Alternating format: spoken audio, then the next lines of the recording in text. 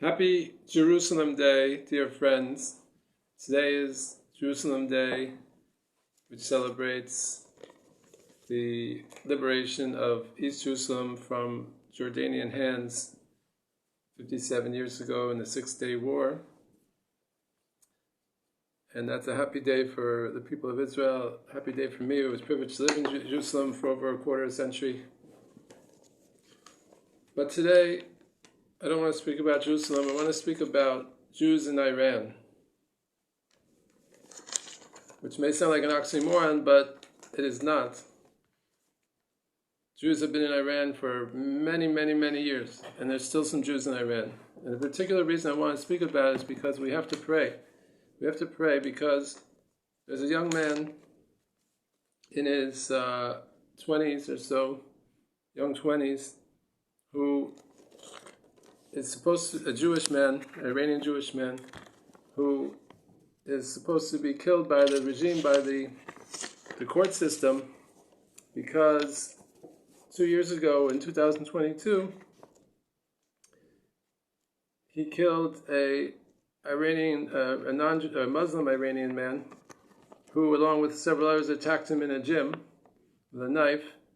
And because this young fellow knew Taekwondo or something, he was able to take away the man's knife and stab him,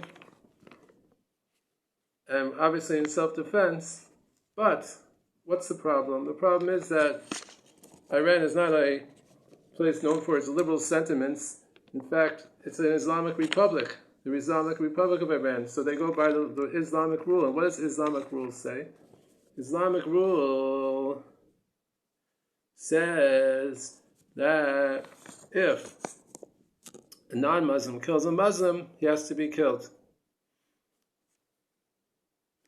That's what it says. It's not a question of justice, it's a question of racial discrimination, of religious discrimination.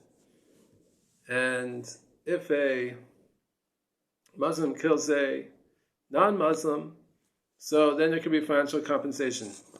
You don't have to kill the Muslim and kill the non-Muslim. You shouldn't kill him. That's the Islamic rule.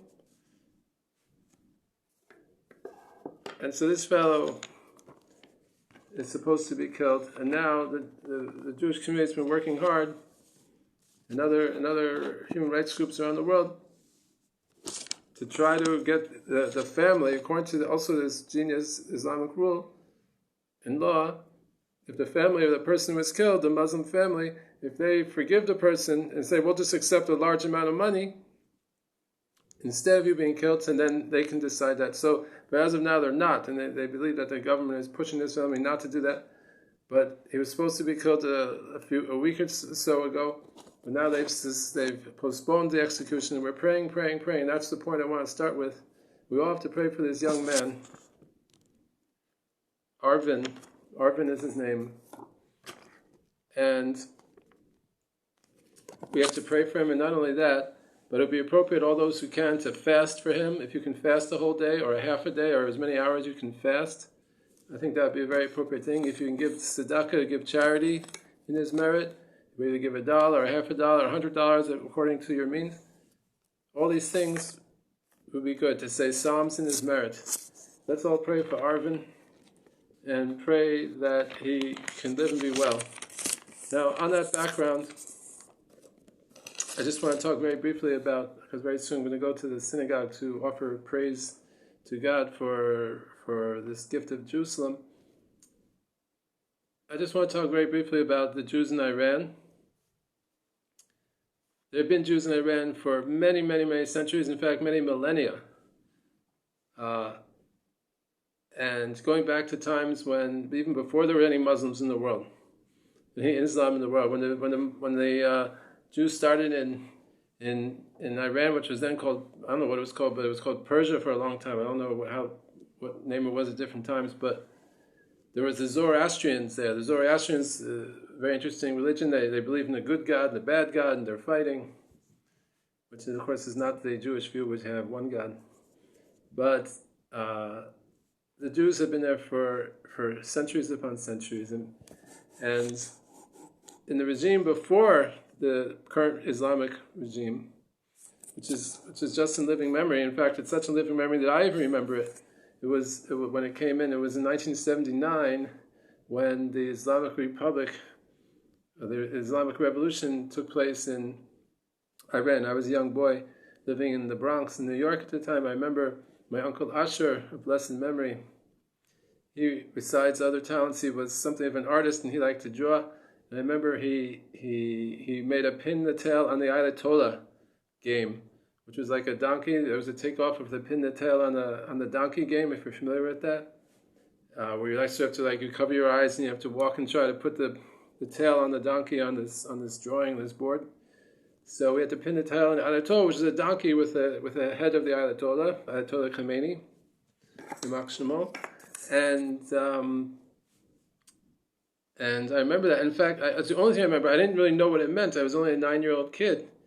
But my parents never talked about anything going on in the world, so I didn't really know what was going on in the world at all. But I knew there was something happening in Iran, and now this Ayatollah is in charge there, just thanks to my uncle. Otherwise, I would have been clueless about it as I was about most other things in the world, unless I happened to hear something on the news or something. So, pardon me.